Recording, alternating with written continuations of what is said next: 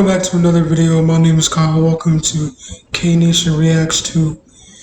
This is a true horror story apparently. I love doing these. I love doing these true horror story stuff because I love scary stuff. I know what you do, y'all guys too. Hope y'all guys too. I did have somebody comment that they want me to do another Nick Toley video.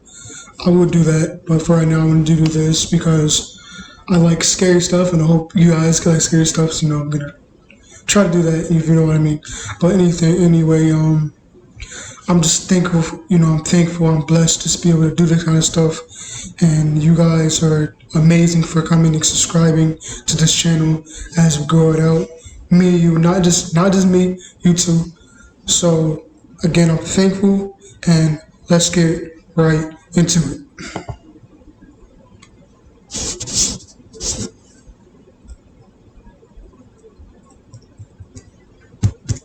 Yeah. It was early morning, and I had just gotten out of the shower and brushed my teeth. I put on my favorite outfit, set up a little area in the living room with a drink and a snack, and then turned on the TV to watch something. It's me. The phone rang. I went across the house to go answer it. The voice on the other end was, well, really familiar and really comforting for me. He asked me about my day so far, and he made small talk. After about a minute or so, he then said, "I like your outfit. Is pink your favorite color?" What the freak? I replied back with, "Oh, thank you. No, it isn't." No. What were you Okay. planning on watching on TV? He asked. It took me a few seconds to understand what was happening, as I was only 9 years old and very naive. The voice on the other end of the phone then changed. It became deep and raspy and horrific.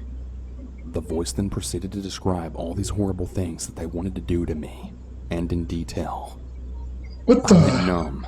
My skin felt as if it were on fire, and my heart was racing. I had never been more terrified in my entire life. I slammed down the phone, and then I called my mom at work.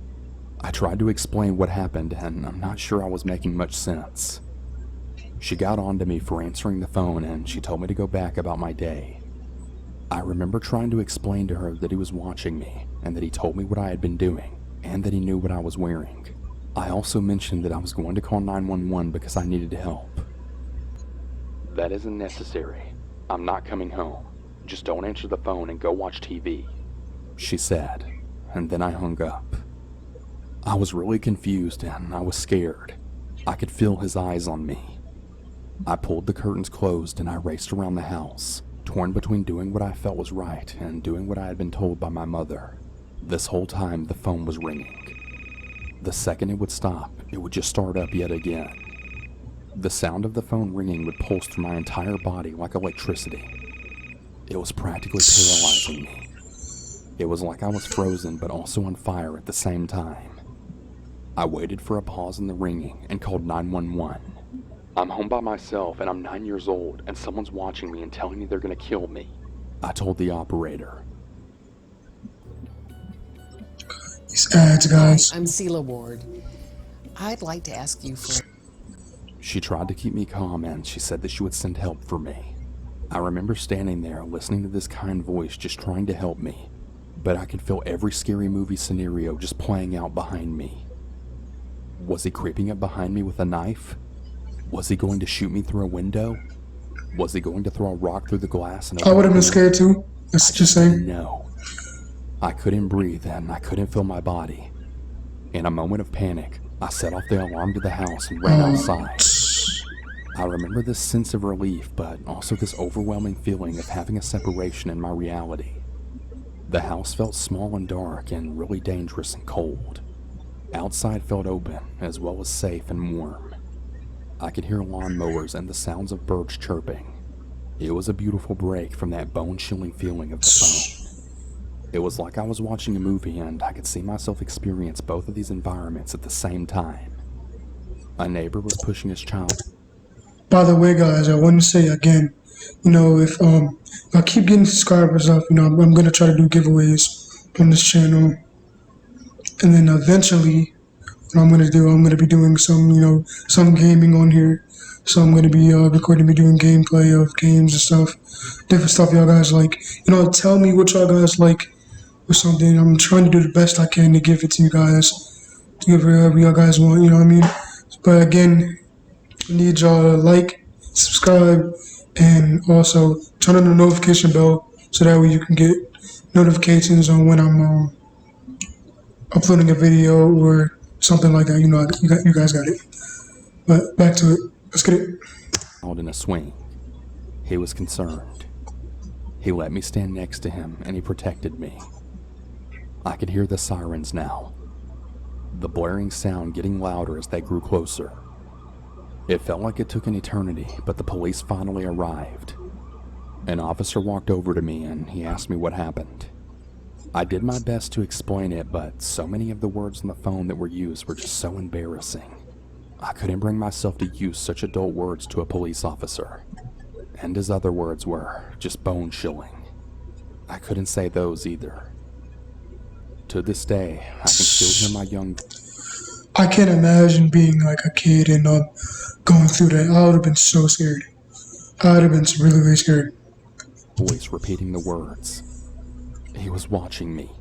He said he was going to kill me. Not long after, my mom's car pulled into the driveway. She, for some reason, decided to come home. She didn't look for me or come to speak to me. She just calmly got out and then walked over to the police officer. I was standing in the doorway from the house to the garage, just facing the driveway. I could see my mom and the police officer. I was watching and trying to understand, trying to figure out what was happening. Then I saw it. She was laughing. My face was swollen from tears, my heart still racing, and my skin was on fire. What? My mom was laughing? What the hell was going on? Very slowly, I crept a little closer, and I then overheard. I'm so sorry about this. I guess she just got scared being home alone and overreacted. I'm really sorry. What? Guys, I'd have been pissed. I'd have been pissed if I'm trying to tell you that something happened and it never happened. I was just overreacting. What? The hell's happening? What did I do wrong? I hate to tell you. Sorry about these ads, guys. Again, I'm sorry. The president calling Puerto Rico, quote, Did I imagine this? Was this a dream? Should I not have called 911? Did I actually overreact? My memory of what happened after that is a little hazy. I remember refusing to stay home alone and the sound of the phone ringing just rippling through my body. It wasn't something I liked discussing. I refused to repeat what had been said to me by the voice on the phone. My mom decided that she knew who did it, but she didn't even know the details. There was no investigation. No one was questioned. She told me it was a boy who was the same age as me who lived across the street. I knew that was What? impossible, but no Wow. matter how much I protested it, I was always told that it was him. Many years later, after I was an adult with my own children, we were at Christmas. Everyone was in the living room and I had gone into the back bedroom to change a diaper. As I was walking out of the room and back into the living room, I could hear my mom laughing, her voice as if she had been telling a joke. The faces of everyone else in the room told a different story. Discomfort, anguish, shock, fear, yet she was still laughing. It felt as if I was walking in slow motion. One of my older children had actually stopped me from entering the living room and sort of pushed me back into the room that I had just come out of. She just told the story of you being home alone and the man threatening to kill you. She told it like it was a joke or something, like some funny story from your childhood. My child told me. To this day, I never learned who it was that called me. I deal with my fear of ringing phones and phone conversations on a daily basis. It's awful.